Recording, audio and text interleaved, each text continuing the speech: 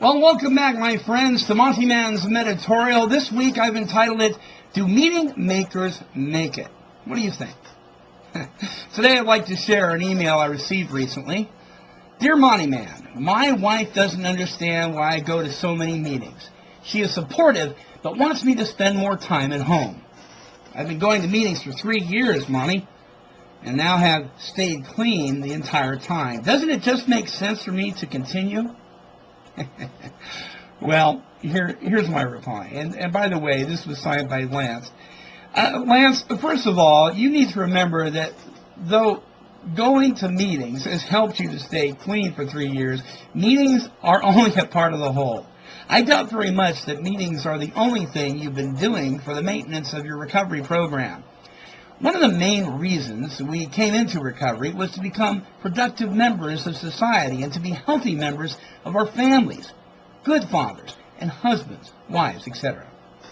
If you are neglecting your family and replacing them with meetings, that is not productive.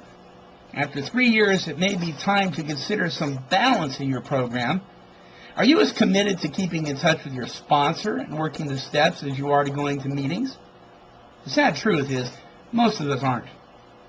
This is a big reason why we have such a low success rate these days. The meetings are exciting, healthy, and important in sharing our experience, strength, and hope. Hey, and let's face it, we get to hang out with our buddies. But everything else requires a bit more work, including dedicating more time to your family.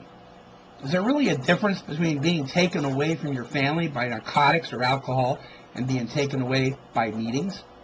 You might want to consider that. Regardless what it is that's keeping you away, you are still away. Talk to your sponsor. He may be able to help you get some balance.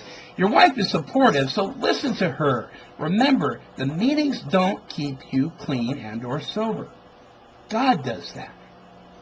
We have all heard the slogan, meeting makers make it, and this is often supported with the personal experiences of those who tell us that the first thing they went to hell in a handbasket with was not going to meetings, and then they relapsed.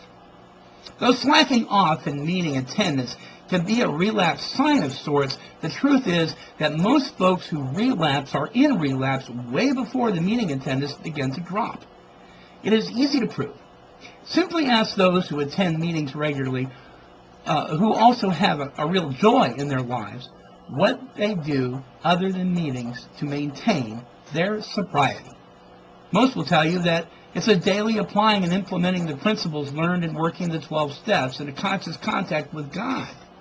It's when these two elements begin to take a back seat to one's priorities that the meeting attendance begins to drop, not the other way around. So, do meeting makers make it? Well, if living the steps and a daily turning one's will and life over to the care of God are not a daily part of one's regimen, I doubt it. You know, we need to ask God to help us always to remember that He is the Alpha and the Omega. That simply attending meetings won't keep us clean and sober any more than attending church will save our souls. Lance, it's up to you.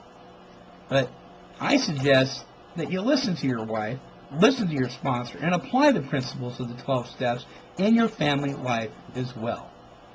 Never allow us to forget that God. We need to remember every day. So until our next Meditorial, this is the Monty'man. And Lance, I'm wishing God's serenity, not only for all our viewers and listeners, but particularly today for you.